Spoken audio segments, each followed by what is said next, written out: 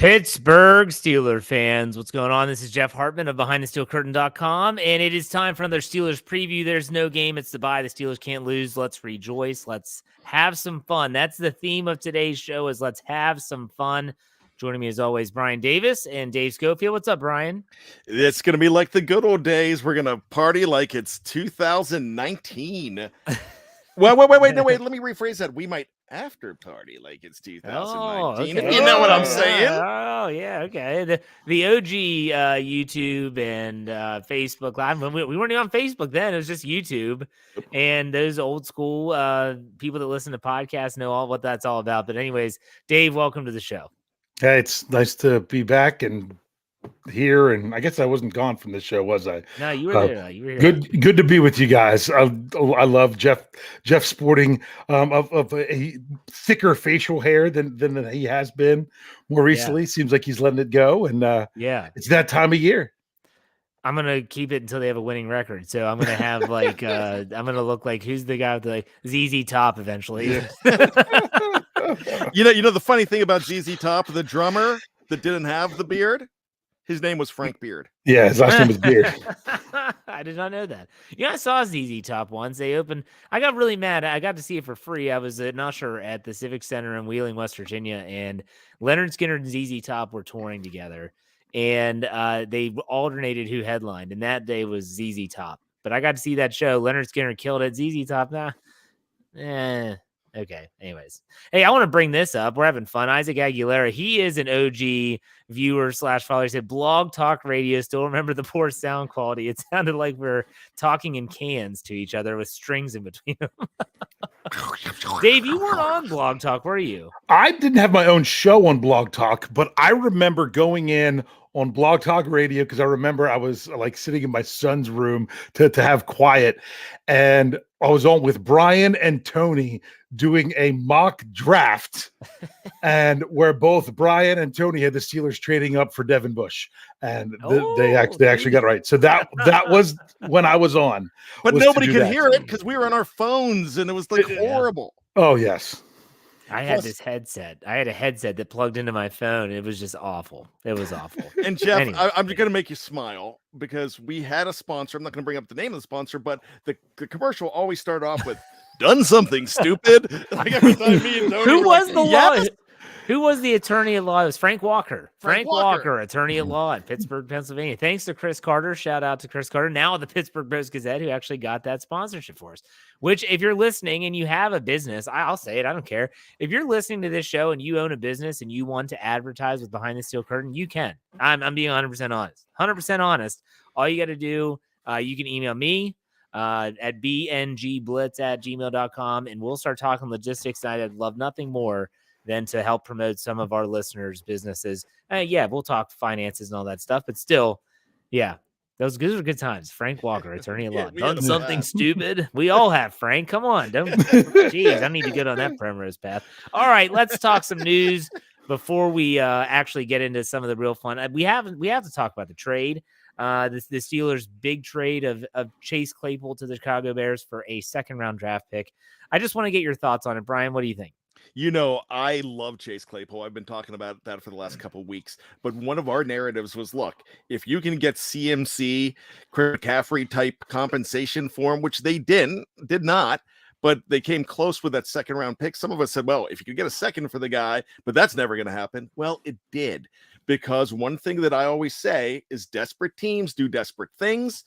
And I believe this became a war between the Packers and the Bears. And there's a really funny meme or something on the internet with about 3 or 4 different panels that I saw. It's the Peanuts, and it's Halloween, and there's the one with the Bears logo on, like Lucy, and she goes, "I got this. I got a tight end." Being the Vikings, Bears, I got a wide receiver, and then there's Green Bay, and he's like, "I got rocks. I got a rock." Dave, what did you think about the Chase Claypool trade? Yeah, I think, boy, did the Steelers really take advantage of what was going on between those teams. Did the Bears want Chase Claypool that bad, or did the Bears not want Green Bay to have Chase Claypool that bad? The world may never know. But because of that, it's how many times have the Steelers signed someone and Jeff has asked the question, who were they bidding against? Who were they bidding against? Well, when you are bidding against somebody, it takes a little bit more, and the Steelers got to reap the benefit from that. I like them having an extra second-round pick. That's something to be excited about. The thing that I'm leery about is let's see how the Pittsburgh Steelers actually are able to replace the production in the lineup. Because that's really the most important thing. If you think about that, is the production going to be there, or is someone else going to step right in and be able to give you the same kind of production? Are you going to see maybe just a little bit more targets towards Pat Freiermuth, George Pickens? Hopefully, I don't know. Does Deontay Johnson really need more targets? It seems like he gets 672 targets a game. I don't know, but some people are like, oh well, yeah, you've got Steven Sims, and do you realize Steven Sims right now has -1 receiving yards for the Steelers? That's what he has on the season, on 2 receptions. So now it would be great if he could step up and do something, but I'd be like, I wouldn't be really excited yet about a guy with 2 receptions for -1 yards being the guy that's going to be the answer.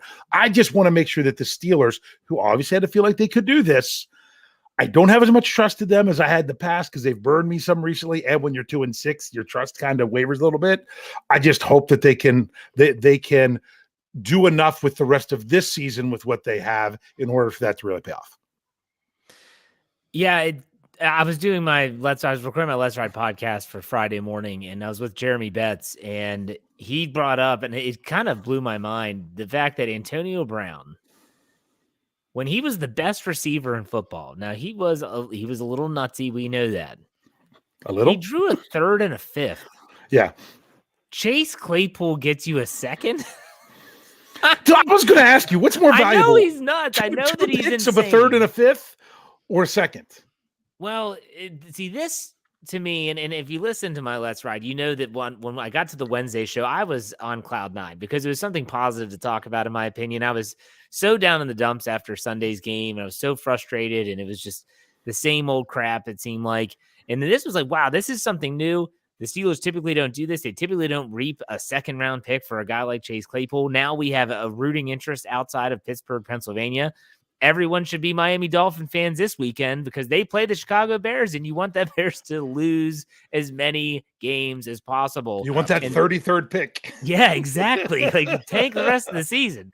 So, yeah, for me, it's one of those things where it's like, man, the 2nd-round pick, I was so happy. There's no way. And there were people that mentioned me on Twitter, and I said this on my podcast about how they were like, oh, what if we got a 2nd-round pick for Chase Claypool? And people ripped them to shreds.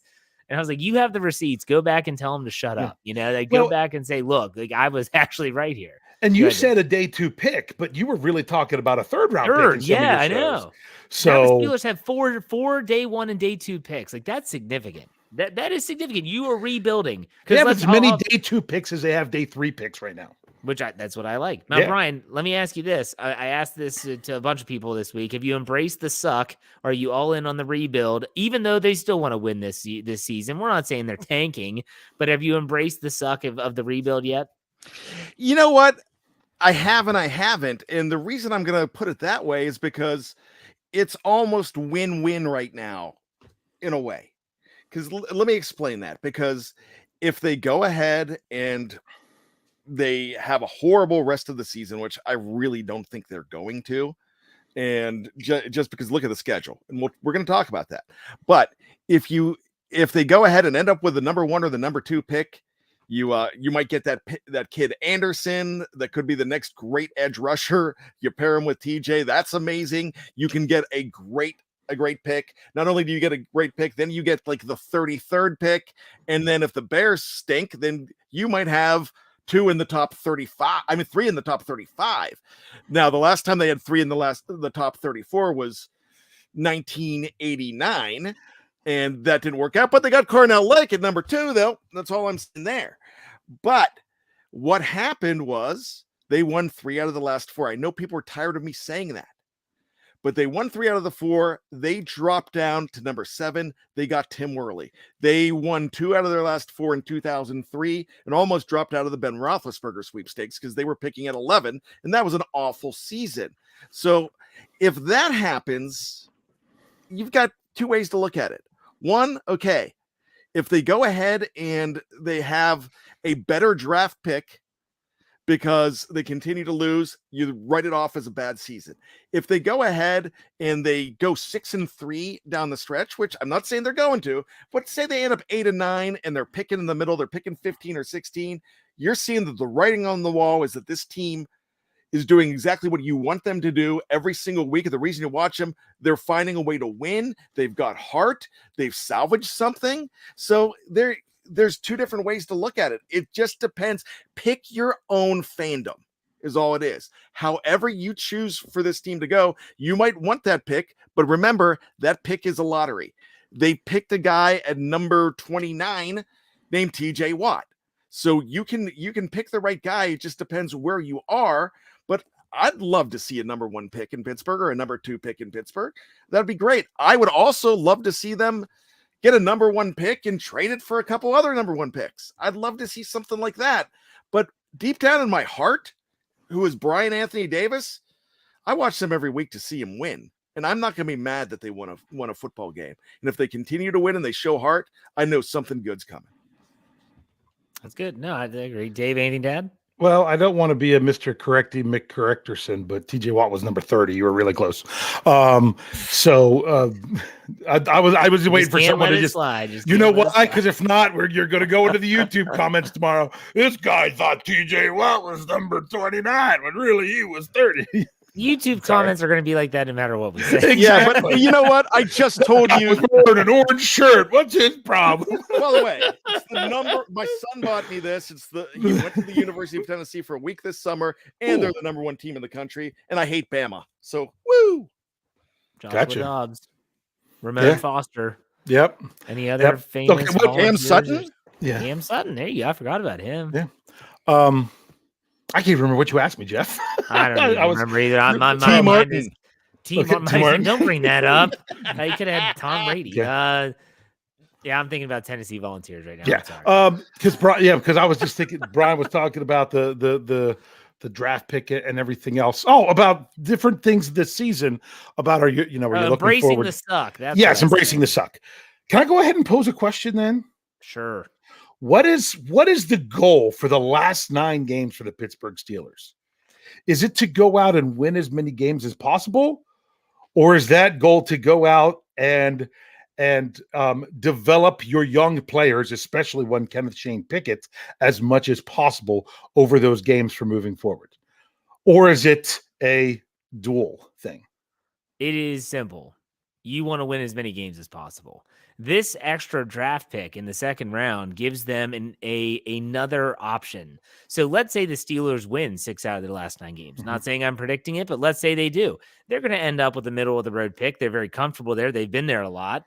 But what if the Bears do suck? And they now all of a sudden that 2nd round pick is almost like a really late 1st round pick. That changes everything. This team, because like I've always said, this is we got some scammers in there. Someone get that in I'm trying to block it. You got it. I'm trying to block it. So no, it's fine. It's fine. Each So other out. I thought they were talking to bad. So So for me, this offense in particular is so young. Yeah. And this is part of the rebuild. They need to see success. It's not just about development. They need to see success. Kenny Pickett needs to go out there and win some football games. He needs to actually pull through in the clutch. Think about the Miami game just reverse in the 4th quarter. Instead of throwing those picks, he's completing big plays, bringing them back to win. You know, there's an article that's going to be on Behind the Steel Curtains website tomorrow, Friday, at I think 8:15 by Kyle Kreis, the host of What Yin's talking about how what the team's missing this year is their 4th quarter clutch quarterback. And he's right. He is right. And because we talked about that leading up to the season, do any of these quarterbacks have the it factor? That was the Ben Roethlisberger throw the team on your shoulder. Now, do you expect the Rook to have that right now? No. I mean, You expect him to get there. You know what I'm expect him to saying? get there, but I think that just right now he needs to see success. Yeah. So in week 10, if he comes out, Dave, hopefully you're at the game in Acrisure Stadium. He comes out, he's looking good, clean product, good offensive line. They win the football game. Boom, that's success, step in the right direction.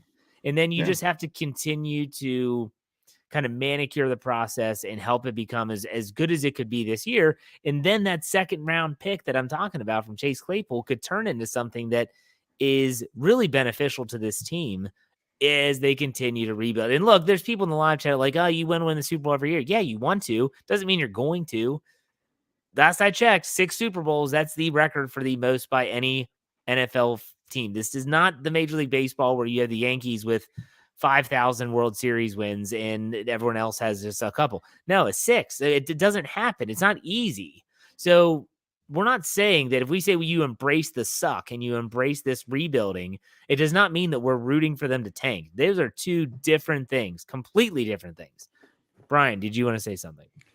You know what? I just want to, you might have been going to this, but if you want evidence that Mike Tomlin and this team are going to do everything that they can, it's bringing in a guy like William Jackson III. Is he great? No, he might not be. I mean, he might not be. You don't lose much bringing this guy in. You don't lose anything at all. That's why I graded him an A, and I made that comment. I don't know why anybody's grading this a C, because there's really no lose in this situation. If it stinks, you go back to Akello. But if he's good, then you've got a decision to make about his contract next year, and it might be a bargain. So you have nothing to lose on that pick, but that shows me that they're not tanking. And I say this all the time. You're not going to tank if you're a player. You don't want to lose your job to another. Say Rich Eisen calls me up and says, Bryan, if this show doesn't get better ratings, I was just going to come in and join your team, and we're going to get rid of Hartman. And it'll be Rich Eisen, Bad, and Schofield. And Jeff's going to be like, I'm going to do everything I can to get, well, you might just say, screw you, but you're not going to do that to lose your job. I mean, so do you think that Dan Moore Jr. wants to tank so they could go ahead and bring in Pete Skoronski from Northwestern? No, he doesn't. He wants to be Dan Moore Jr., the guy that helped turn this team around. So that's kind of what, I mean, they don't tank. They never tank. Tanking is what you want as a fan that wants that number one pick. Yeah, it's a fan thing. Yeah. It's a fan thing. And I wasn't asking the question about tanking. I was just saying, what's your goal? Because how you do everything else that, moving forward is, as the organization, it's not like they're not going to try to win games. But the thing is, you might come down to a point of, well, this could really, do you want to implement maybe a certain game plan that could really put your rookie quarterback at risk, but would give you a better chance to win the game? Those, those kind of things. I don't know that would ever happen. It's just something, where are you going? What are you doing? To me, the answer is both. You're trying to both develop your young players and win your games along the way. Dave, that was not a reaction to anything you were saying. If anything, I probably wasn't paying attention. That was just my thought. Oh, okay, yeah. I didn't want people to think I asked the question thinking it was about tanking. No. Let's keep this in mind now, folks. Let's keep this in mind. Anything that we talk about, whether it's the rest of the season and then in the off season, whether you're talking about the draft, free agency, there's a new general manager here, folks. This is a new player personnel department. That matters. And so when someone says, hey, if William Jackson plays out of his mind, if there's one GM in this flipping league that I'm like, they'll figure out the contract stuff, it's Omar Khan. If they want to keep him, he will figure out how to renegotiate a 2-year extension to minimize the cap hit in 2023, and it'll be fine. It will be fine. The guy's a master at kicking the can down the street. Go ahead, Bryan. Absolutely. Dave, and if I can channel my inner Dave Schofield, which, I'm going to go ahead and say Andy Weidel, if you're watching Philadelphia and you're loving what Philadelphia is doing, even if you hate Philadelphia, you got to admire what they're doing. He had some say in that. The Steelers kind of have a two-headed GM because they've got a guy in Omar Khan that knows numbers better than anybody, and he knows enough about personnel, but he's got the other guy that he could bounce ideas off of, or Weidl could come to him and say, we should look at this guy. Can you figure out the numbers? And I was like, sure. Yeah, I think you're right on this guy. I looked at some tape. So you've got two brains, and Philly is undefeated right now, probably going to win again tonight. Well, it's tied right now. Those red helmets are nice, but they're not going to. Dave, you were going to say something? Yeah, I was going to say the thing with William Jackson III, they can make it work if they want to go with it forward. But bottom line is, what I liked with Bryan was he said you gave up next to nothing. You're talking about swapping a 6th and a 7th conditional, not in 2023, not in 2024, but in 2025. Yeah. I mean, that's you gave up no draft capital. You didn't lose a pick. That's what I like. I like when they do the pick swap to where they don't lose the pick. Now, whenever they go to trade with other stuff, I like it when they gain picks. I like when they gain picks, but I don't like it when they give up picks. So I thought that was pretty nice. And the only downside is how much he's going to cost them this year. Like, he's costing them more on the remainder of his contract for this half of the season than Terrell Edmonds is costing for the whole year. Well, it's not saying much, though. Terrell Edmonds is making peanuts for a guy of his caliber and of his experience. Terrell Edmonds is making more money than people think because they look at his salary cap number on a 1-year deal, and he's making more than twice as what his cap number is because of that special 4-year player thing. I've talked about that a bunch, so we don't need to get that too much. But Terrell Edmonds is basically making the same as Marcus Allen. I still don't understand how Marcus Allen is making that much. The Steelers released him and then re-signed him. Why did they re-sign him for the same amount? So I don't understand that. So he could have that fake punt in Philadelphia. Yeah, no, but what I'm saying is they could have signed him at a much lower value. I would love it more. I think if they actually did, no one ever just reported it, but because no one cared. But and anyway, the only downside with William Jackson III is how much they're paying him this year. Because what happens if he doesn't work out and he just doesn't see the field? That's a little bit of an expense for someone that didn't work out and didn't see the field. I am hopeful that that's not the case. I just want to actually see it. My biggest thing is he the type of cornerback that's going to give them a little bit more freedom to do some of the things they've wanted to do and haven't had the players to do it? That's my hope. Bold prediction, Dave. If you're at the game next Sunday, William Jackson III sees significant snaps. I'm not going to say starts. I'm not that. I want to see him run out of the tunnel next to last, right before TJ Watt. We might. Let's get. Yeah. I mean, they're going to announce the defense. They will. They did the offense last time. They did the TJ Watt run out of that tunnel with him coming back. And that's what I want to go to that game for nothing else than to see TJ Watt run back out of that tunnel. There you go. Tyler W gives us $5. Thank you for the tip, Tyler. He said, conspiracy theory. We got Jackson III because the Steelers didn't want to appear to be tanking. That is a conspiracy theory. Hey, I have no problem with that because you know what? And Dave said something else. He said the other C word, conditional. That's pretty nice because if he sucks, that pick's a whole lot. You lose even less if he sucks. If he's good, you have no problem giving up a 6th. And like Jeff said, sometimes what conditional means is when it's 2 years from now, you could gain on a different 7th round pick or 6th round pick. Both teams could, based with dealings that they have, as long as they still have control of a pick. It might not even necessarily have to be their own, I think, is what that gives them freedom within that deal. I'm not sure. That's just a guess on my part. All right, so this is too much serious talk for this show. It's supposed to be Steelers Palooza. We are going to take on the audio side. We're going to be right back after the messages from our sponsors on the here on YouTube, Facebook, whatever. We'll be back in like 3 seconds. All right, we are back. Second part, Steelers Palooza. We're going to have some fun. I thought of just all Steelers questions. I want to start with a game. I want to start with a game called You Choose. Okay, you choose. So you have to choose one or the other. This is not either or anything. This is you choose. So I'm going to say the name of 2 people, and you have to tell me which one you choose for whatever reason. It could be that you like this player better. It could be that they had better production, but it's your opinion. It is not anyone else's. All right, so here we go. You all ready? Let's go. Bryan, we're starting with you. Bell or Brown? Le'Veon Bell or Antonio Brown? Antonio Brown, I'm going to go ahead and take over Le'Veon Bell. And here's my reason. One, I know he was a monster before the hit. I met the guy. I thought he was a gracious, fun guy, and I think he's troubled, but I'm going to remember all those great days on the field that he gave us, some just excellent moments. So I'm going Antonio Brown. And on a side note, I was in Cleveland last week. I was in a hotel and I had some time, and there was a rumor that in this hotel in downtown Cleveland, so close to the stadium, that they have residential there, and that Baker Mayfield used to stay there, which I asked about that. They're like, no, that's not true. It was Johnny Manziel, and he was a complete monster, horrible person. They said all these terrible things about him. They're like, hey, you know who else stays here? I'm like, who? They're like, Antonio Brown. He's the nicest man in the world. He poses for pictures. He's awesome. I mean, we heard about all that crazy stuff. We see nothing about him. He tips. He's just a great guy.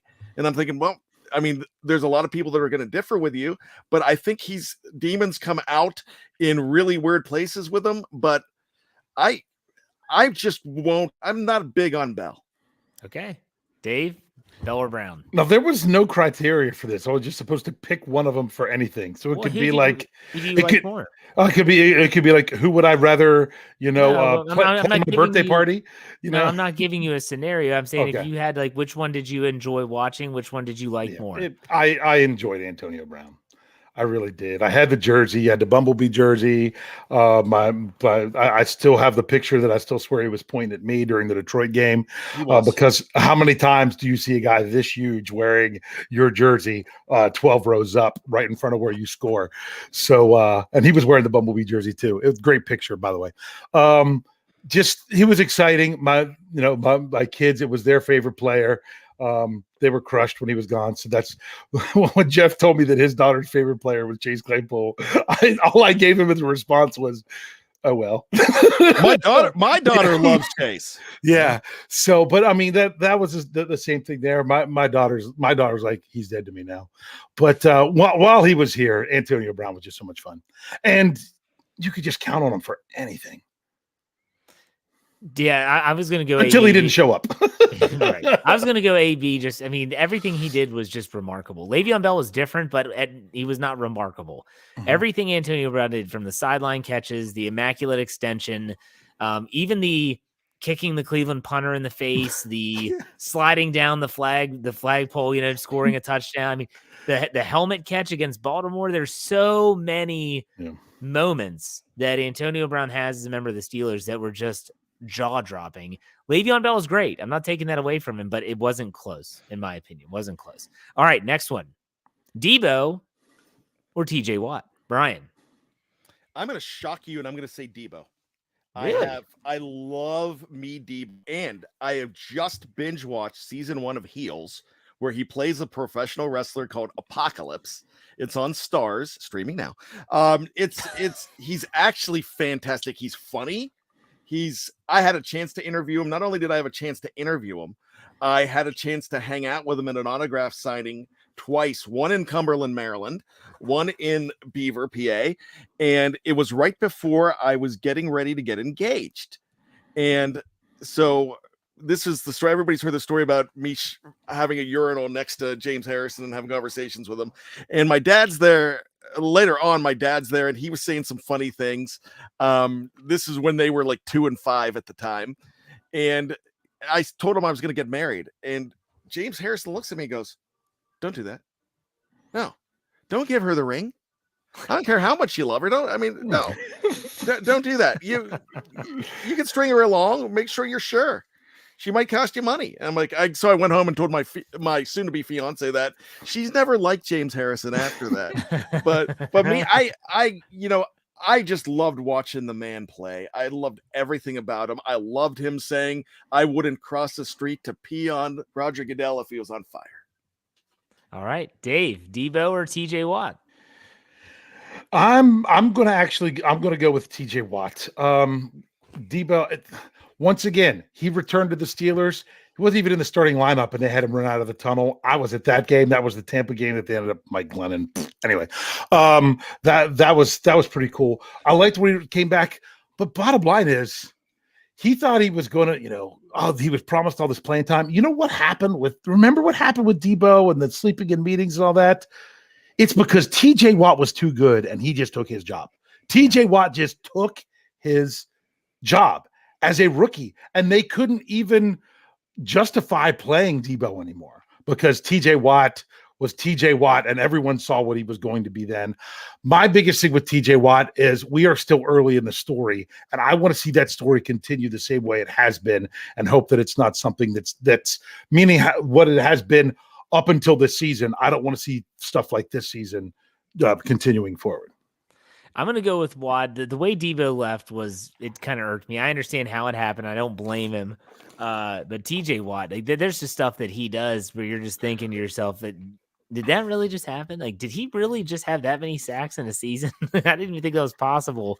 And yeah, so I'm going to go with Watt, but funny story that I just always remember this video. Do y'all remember the Fan Fest or something where Ben Roethlisberger took Debo's jersey and his helmet, and he came out as James Harrison out of the tunnel when they announced him, and he had his arms all puffed out, acting like him and stuff. It's just hysterical video. If you haven't seen it, you can find it online. It's so funny to see. I think James Harrison wore Ben stuff, and he kind of did, turning around and pointing up and stuff.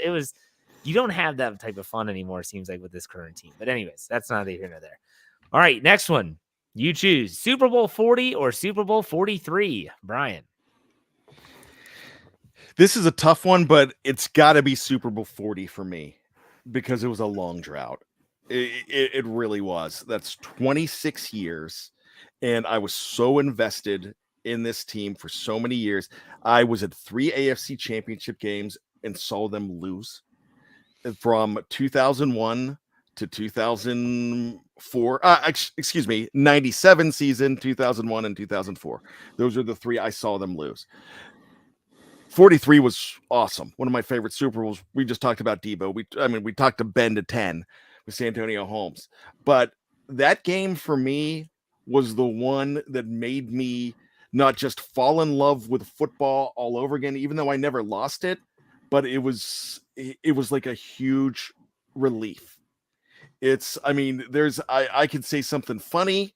I'm not going to do that, but I'll say watching that game with my family, and I remember I had tears and I was crying, and because I was so happy because I waited for this for a long time. For those of you that really didn't experience it, but you live and die with the Steelers, you're going to get that. It might, who knows? It could be another 26 years, but when you get that after all the close calls, it's gonna be one of the greatest moments in your fandom. All right, Dave, 40 or 43? Yeah, I'm with Bryan. I think 43 was a better game as the game itself. If I want to go back and watch a Super Bowl over again, I'm picking 43. Oh, yeah. But 40 was that experience, and I've told it before. I wasn't alive for and remember I was born in 78. How in the world did any of those Super Bowls mean anything to me? I started as a Steeler fan under Mark Malone. To me, the Steelers were a team that used to be good and used to win Super Bowls, but not a team that's ever going to get there again. And that changed everything for me. I never believed my team would actually get there and win it because they already had their chance, is the way I had lived it as a fan. I still enjoyed them, still wanted to watch the games, but I never believed that they were going to be the team to actually get it done again. They had already had their time to shine. So the fact that they got back there, even when they made it in the 95 season, they were the 13.5-point underdogs. I never actually thought they would win the game. I just couldn't believe they were there. But I'm like, this team isn't a team that's going to win the Super Bowl. So that's why it became something real to me with Super Bowl 40. To me, it was just the lead up to Super Bowl 40 was just absolutely out of this world. You talk about the Big Ben era was in full tilt. I'll never, for the rest of my life, ever forget that divisional round game. That was kind of my Super Bowl. If you think about the run, when they beat Peyton Manning and the Colts in Indianapolis, the fumble, the tackle, the overturned interception, that game, that whole lead up. Well, the overturned interception. I have chills right now just talking about it. No joke. But just crazy. But it's 40 for me. The thing with that one is that was if anyone was going to knock, if the Colts were going down at all, it was in that first playoff game. They rested their players the end of the regular season and had a bye. And for some reason, I said, I think the Steelers can catch them being down. If the Colts win this game, the Colts are going to roll through the Super Bowl. But the Steelers could catch them. And as soon as they beat the Colts, I'm like, no one's beating them. I was wholeheartedly believe they were winning everything from that point on. It was just a whole great experience. Yeah. All right. Next one. This is a tough one. Tomlin or Cowher? Bryan. Wow, that's like, picking between both of my grandmothers, really. I mean, I love both my grandmothers equally, and you're saying which one do you like better? I feel like I grew up with a team with Mike Tomlin. Excuse me, with Bill Cowher so much more. You went through all of that, and that climax after 15 years or 14 years that finally happened in the 2005 season. Yeah, you just felt like you were a part of it. I really love Mike Tomlin too. But if you ask me, you threw Chuck Nolan there, I'm still saying Bill Cowher. All right. Dave? Brian's got a great point. It's really close for me as well. I mean, I know we're going to have the people throwing a fit. Oh, why isn't he fired? Blah, blah, blah. But the only reason I give a slight nod to Bill Cowher is because of the answer to the last question. What was the Super Bowl 40 over Super Bowl 43. That's so. To me, I tend to always lean on my childhood. That's when you started something. That was the genesis of my fanhood. I did the chin, the just his bravado on the sideline, chest bumping people, slapping guys on the shoulder pads. I'll never forget him talking to Greg Lloyd. Rush the passer, all this stuff. That was spit. Oh yeah, it's stuffing the picture of being called for too many men on the field into the officials' pockets before they go into halftime. That was my childhood, and so I always tend to lean that way. And Mike Tomlin's great. I love Mike Tomlin, but for me, it's Bill Cowher. I'm also reading his book right now. I'm almost done with it. I didn't know that. Did you know that after he stuffed that picture into the officials' pocket, they stopped putting pockets on officials' uniforms after that? It's like the Mel Blunt and Heinz Ward roll. That's actually true. Just calm down, Dave. All right. Wow. I didn't know about the pocket thing. I never knew. I know that's why they then made 12 men on the field being reviewable. But yeah. So anyways, yes, I'm reading his book too, so I really feel like I'm kind of in tune with what Bill Cowher says and all that stuff. So I'm also going to say this. Another thing of why I give Bill Cowher the nod is I actually like that era of football, the non-social media era. I felt like you could enjoy your players without having every little thing magnified then. Which was kind of nice. And can't go back now. You have that line from the song that'll never change for the rest of my life. Cowher, power, we'll get the job done.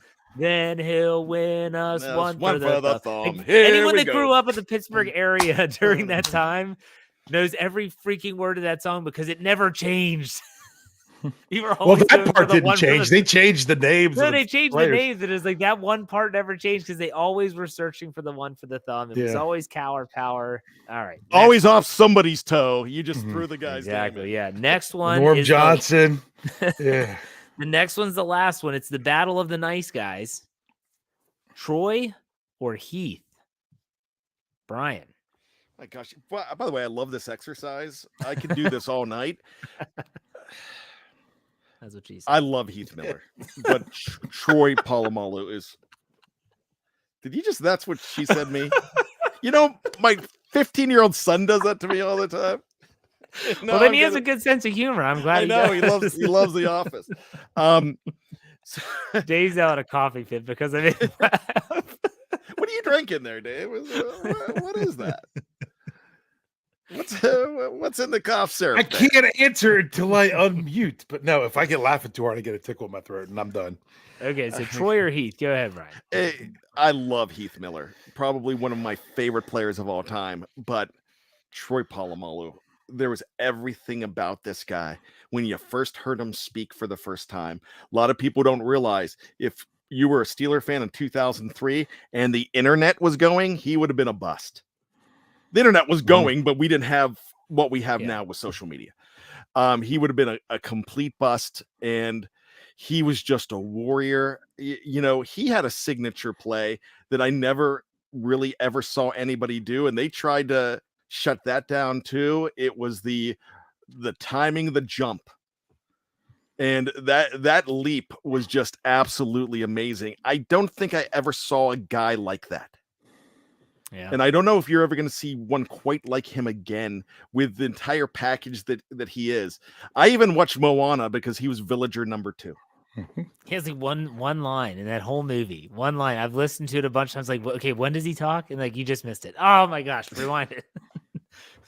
Dave, Troy, or Heath? It wouldn't have, in all honesty, it wouldn't have mattered what you would have said after the word "or." For me, it's my all-time favorite player of Troy Polamalu. It wouldn't have mattered who you compared him to. It's Troy is the answer to everything. Yeah. With that, for me, it's just the way I was a player when I played football. That, I mean, even one of my old coaches I talked to recently this summer was. I wasn't a rah, I'm going to go rip your head off kind of person. I was just the kind of player that I went out there, I did my job. My job was to block you. Your job was to get around me. I just needed to get my job done. Troy Polamalu was that kind of player to like the millionth degree. He didn't have to go out there yelling and screaming and whatever. He just intrinsically did everything that he could to give everything on every play. And then he lined up again and did it again. It's always Troy. Troy, for me, everyone thinks that everything that he did was just God-given, which, yes, he has a lot of God-given talent. The dude also studied more than anybody else on the freaking team. If you read Jim Wexell's book, Polamalu, he talks to so many players that played for the Steelers. It said before tablets were really a thing, Troy had one, and he watched film wherever he went. He was looking for tendencies. What did they do when they were in a 4th and 1? What formation? That's how he learned how to time. Like he didn't just time the jump over the line of scrimmage. He knew what they were doing. And so he educated.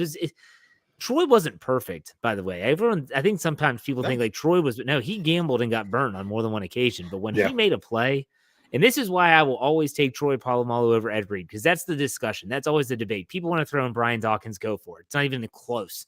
But anyways, Troy could make plays that in more than just one way. He could make plays in the back end. Do we forget the one-handed interception of Kerry Collins against the Titans in week 1 after the Super Bowl win? How about when he blew up? Who was a CJ2K? Yeah. In the I mean, he just came like he was shot out of a cannon. He was supposed to be I almost said that about him, because that play, he was the fastest guy in the NFL, and it seemed like he was stuck in the mud because Troy Polamalu just closed on him and shot it and took him down the backfield. I mean, he made plays in every facet. He played a linebacker. He lined up as a defensive lineman sometimes. Show me another safety that did that, at least in that era, and you won't find one. He's the greatest of all time, in my opinion. Go ahead, Brian.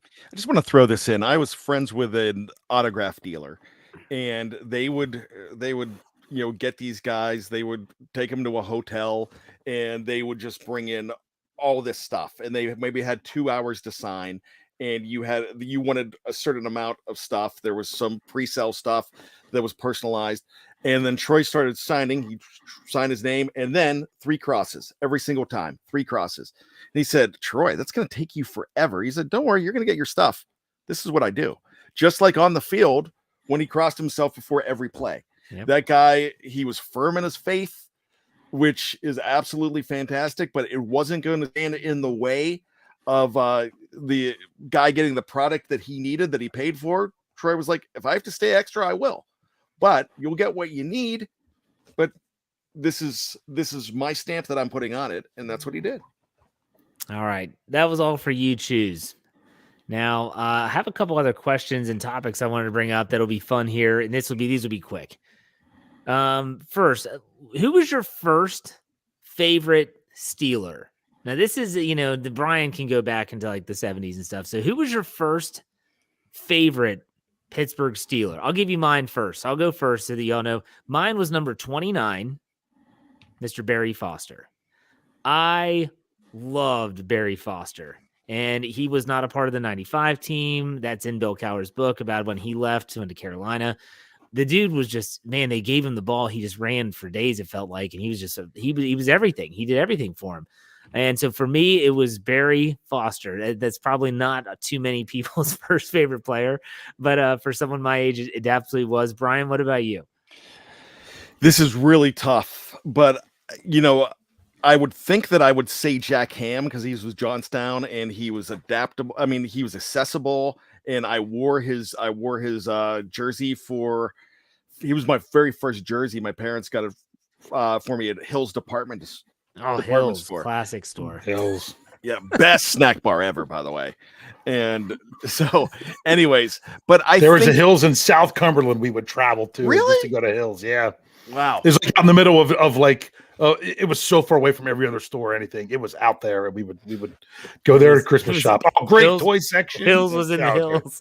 Yeah, but I would have to say it's a tie, and the only reason I'm going to say it's a tie is because I cannot remember.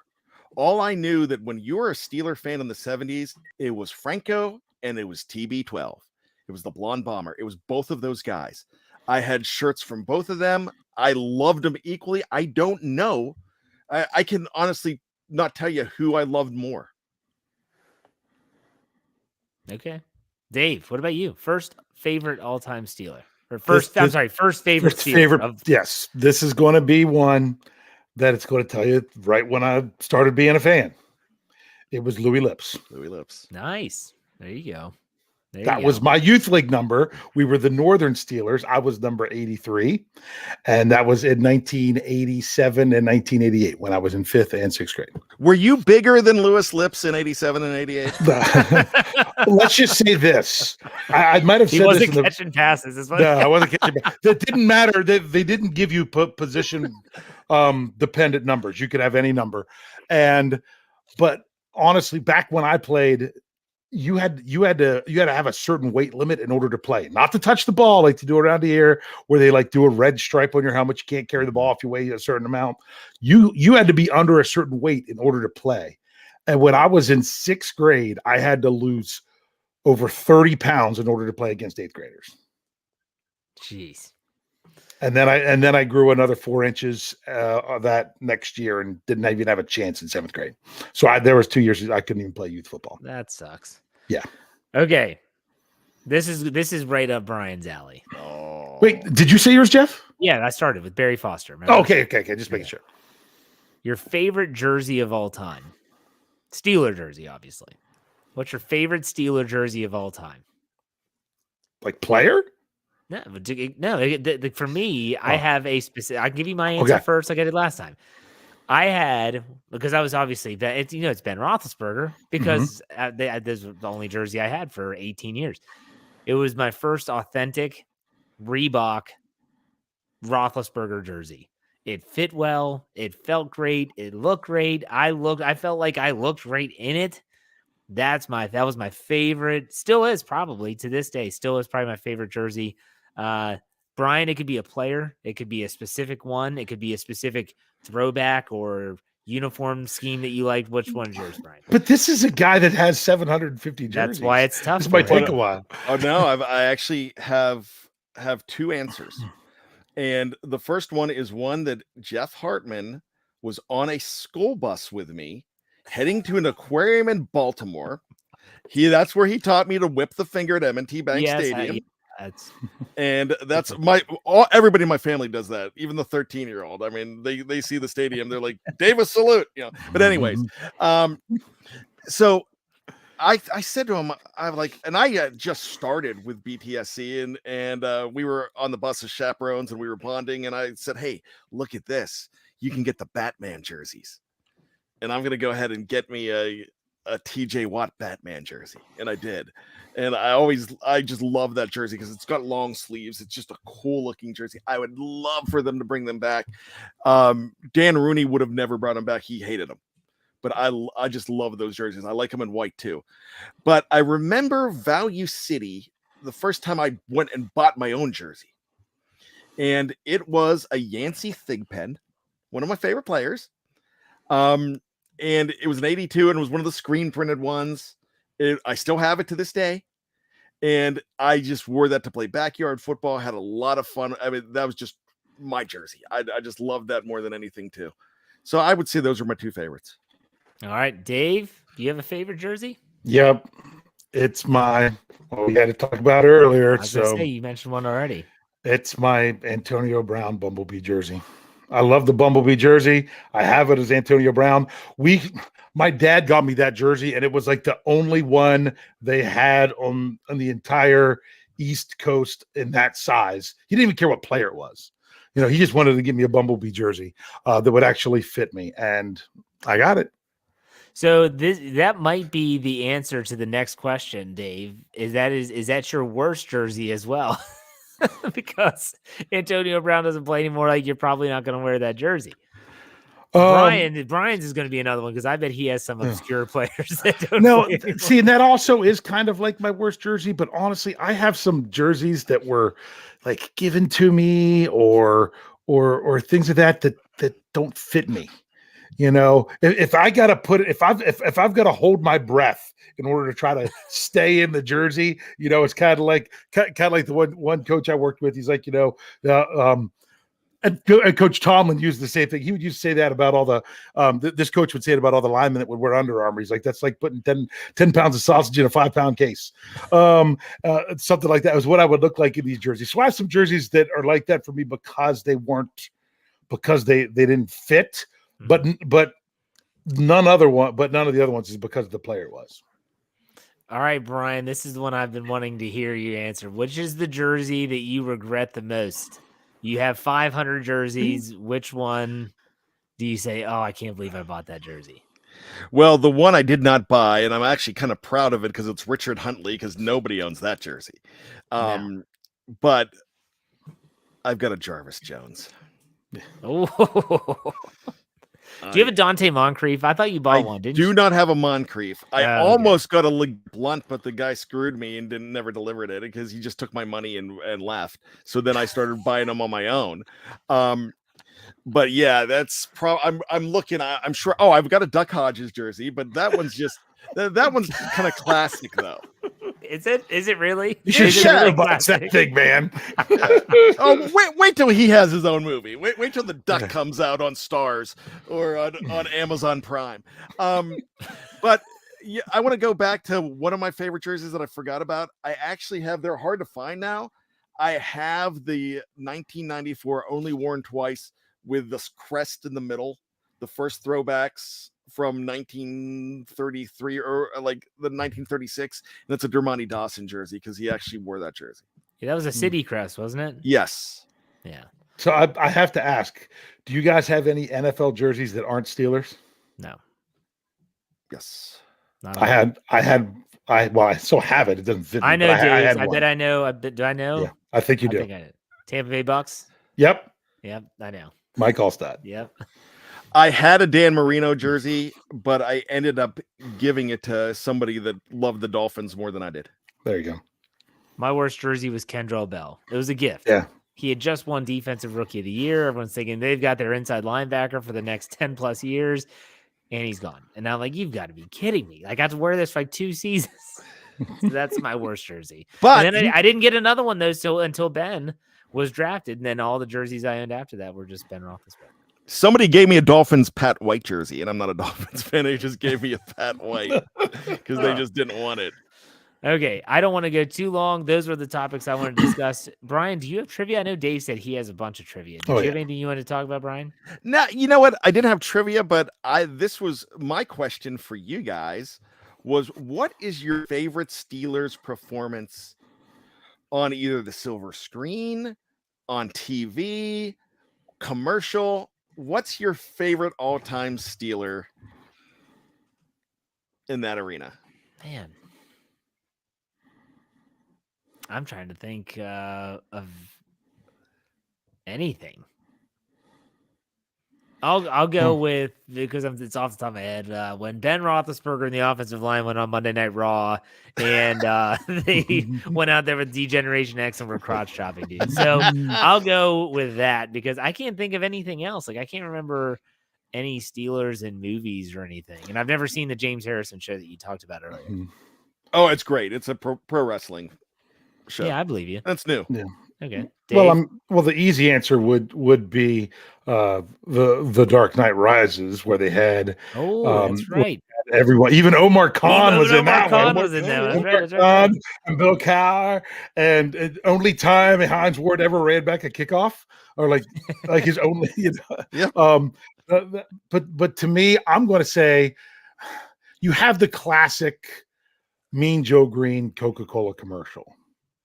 So, but to me, it was was it for, I think it was an IC Light commercial, Iron Sea Light, with Elsie Greenwood and Burt Jones. It was light beer from Miller. Yeah, or Miller. Was it Miller Light? Yep. I didn't know. I couldn't remember I wasn't old enough to care what the beer was. I just liked that it was Elsie Greenwood. That's the one I actually remember the most. There you go. And mine would have to be, what I did not count him as one of my first favorite players, but he's one of my all-time favorite players. I think the greatest Steeler of all time, in my mind, is Jack Lambert with Myron, Kennywood commercial. Oh, with the Raging Rapids, right? Raging Rapids. Yeah. Myron's got the ducky. Yeah. Oh, that's a good one. All right, I want to get the super chat up here before we get to trivia. Tom Muir gives us $5. Said my first was Greg Lloyd the year he got hurt. Second was Kendra Bell the year he got hurt. Emotional damage. Please stop buying jerseys, Tom, especially if they're a current player. If you have a TJ Watt, I'd be very pissed off. Hey, I don't know if you guys listened to the whole part of the Scobro show, but that was the thing with Kyle. Every time Kyle gets a jersey of a player, they end up not being with the Steelers anymore. The most recent one now is Chase Claypool. So he said if they made such a thing, he would be willing to have a Matt Canada jersey. I got to throw this in because somebody in our BTSC podcast staff has one of the coolest jerseys. It's from the 90s. It's block. If I gave you 100 guesses, you might have a hard time figuring out who it is, but Kyle Kreis has an Orpheus Roy jersey. Yeah. And it's really cool. Yeah, some of my friends in college, we would from where he would blow up people on the kickoff, as the wedge buster. As the wedge buster, we would look at other games and we're like, oh man, they just got Orpheus. It was just the thing that we had in college because of the Orpheus Roy wedge buster, which led to a rule change. Illegal. It was just illegal. Yeah, you're right. Yeah. All right, Dave, it's your time to shine. There's trivia. Okay, I got a couple. The first one is we're going to talk about. Let's see, where is it at here? That's the wrong one. Oh, there it is. Here we go. The Pittsburgh Steelers picked up an extra second-round draft pick by trading Chase Claypool. So let's talk second-round draft picks. Okay. Pittsburgh Steelers all-time players drafted the second round. 5 people currently in the NFL Hall of Fame. Who are those 5 players? Second round draft picks of the Steelers that are in the NFL, the Pro Football Hall of Fame. It's not the NFL Hall of Fame. It's the Pro Football Hall of Fame. Was Swan in the second round? No, he was in the first. Oh, dang it. But the player from the second round in that same draft is HOF. Yep. If you know it, say it, Brian. Jack Lambert. Okay. So there's one, Jack Lambert. All right. So I'm going to jump in with another Hall of Famer. 1988, Dermontti Dawson.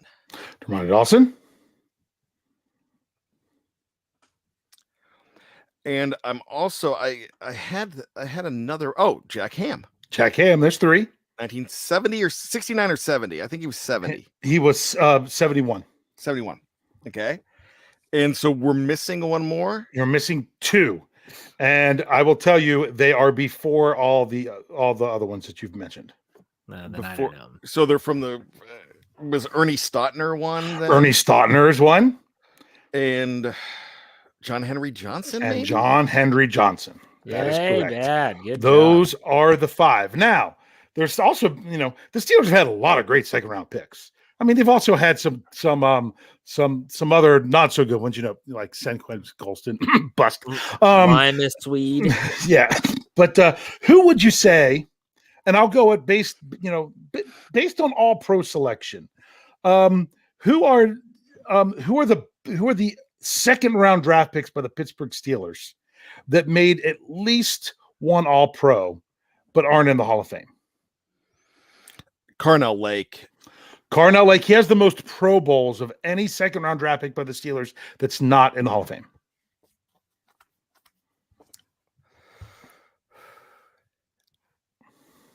All Pro players drafted second round by the Steelers. Was Jeff Graham for another team? Because he was a second rounder. Did he make? I don't. He Jets did. Or Bears. He did not make. Well, I don't know if he did for them. I don't know if my list is only with Steelers or not. I'm not. It's by Pro Football Reference. I don't know. But according to them, they don't have him there. As here, hold on. Give me a second. I can answer if he made a Pro Bowl for anybody else. He did not. Okay. I know he's good for other teams, but Come on, Jeff. Think of your opening question for us. Gosh, I don't even remember his opening question. Okay. Oh. Kendrell. Made a Pro Bowl. No, this is All Pro. Oh, okay. All Pro. Jeff, what was your first question of what we had to pick between two players? Second round, wasn't he? Yeah, Le'Veon Bell. Second round pick, two-time Pro, All Pro. Yeah. Yeah. So there you go. You got Carnell Lake. Today. You got Carnell Lake. You got Le'Veon Bell. I don't know that you would get Roy Jefferson. You know what? I should have. Roy Jefferson was but there's two that you're missing. Think linebackers. Gilden? No, Gilden was a 3. Yep. Lamar Woodley. Chad Brown. Chad Brown has made 2. Woodley was a good guess, but not Woodley. Just don't give the guy a mic after the AFC Championship game. Greg Lloyd. Oh, no, it wasn't Greg Lloyd. Sorry. No, he was a 6. Wrong guy. He was a 6. I was going to say Greg Lloyd's one to drop the F-bomb after the I was thinking of the wrong player. My bad. Wrong linebacker. Reginald, I am lost. All right. He says Jeff looks lost. I am lost. My mind is. Okay. Here's your better hint. Jeff has spoken to this player before for Let's Ride. Oh. Levon Kirkland. Yeah, it's Levon Kirkland. So. He was the number 2. He was the first number 2 pick of Bill Cowher, and he came after Leon Searcy in 1992. Yeah. So there you go. All right. Another trivia, total separate thing. Just something else I was looking at. On the Steelers' current 53-man roster, this isn't guys on IR. This isn't practice squad. How many undrafted free agents do they have? So not that they selected, but were just undrafted. that were not drafted in the NFL. That are now on the Steelers' current 53-man roster. I know of at least 2.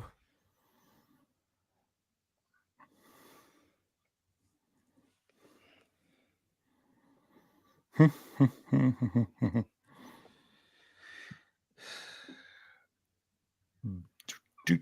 going to say 6. That's just a guess. I was thinking 5. Okay, are you ready? Well, let's break them into categories. Offense, defense, special teams. Special teams. 2. Miles. Christian Kuntz. Yeah, Christian Kuntz and Chris Boswell. Because we're going to ask you guys to name them. Offense and defense each has 6. Oh, my gosh. Each has 6. You want to go offense first or defense first? Let's do offense. The obvious. Jalen Warren. That's the obvious. Yep. Gunner you already said it. Come on. Gunner is 2.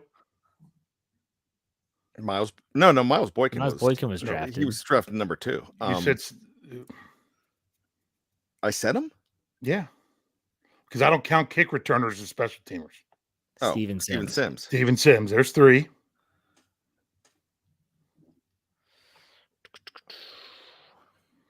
Come on, guys. It's the position where they love to find the diamonds in the rough, is what the other 3 are. Wouldn't it be offensive line? Would it be? Yeah, all 3 of them are linemen. Okay, so J.C. Hassenauer. It's a center. Trying to think of the other guys. Trenton Scott. Oh, I forgot. He existed. Yep. And how many we have left? 1 left. 1. And it's on the offensive line? On the offensive line. It's not the guy they traded for Yep. Minnesota. What's his name? God bless America. What's his Minnesota? name? Well, Jesse Davis. Jesse Davis. Oh, there you okay. Yep. go.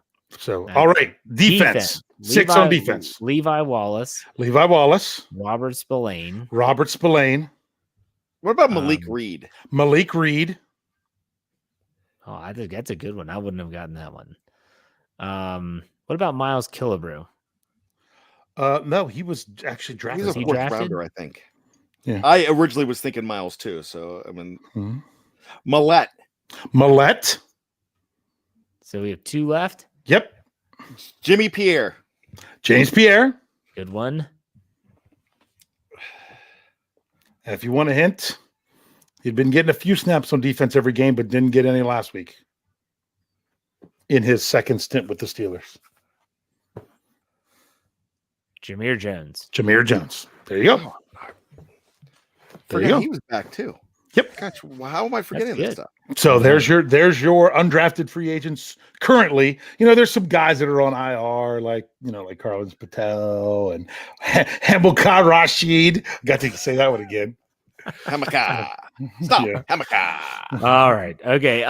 This was good. I think this was a good show. It was fun. It was different. It was just something to break up the monotony of negativity. So, do we need to do final thoughts here, Bryan? I guess you can Nah, go ahead. I don't think we do. I'm just remember with this team that if you listen to our show tomorrow with Kevin and myself on Here We Go, the Steelers pregame show, remember they're not going to do what you want to do. They're going to do something stupid and go out and win some games.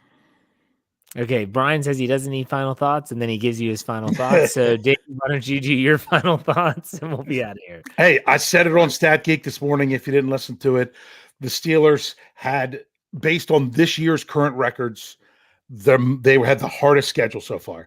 They're the only team to play both number 1 seeds in the AFC and the NFC currently, in the Eagles and the Bills. They had to play them both on the road. Yeah, they got to hand it to them both games.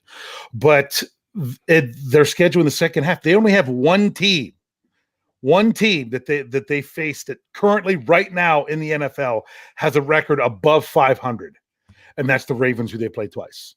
Other than that, everyone else is either at 500 or less going forward. So does it mean they're going to win games? No, but it means they have opportunities to win games. So I'm ready to come back here next week and talk about previewing some games where we feel like the Steelers can go out there and get their stuff together and put up W's. Couldn't have said it better myself. All right, we'll be back next week for another episode of the Steelers Previews. We get you ready for Week 10 against the New Orleans Saints. Dave, why don't you send us out? Hey. See you next week.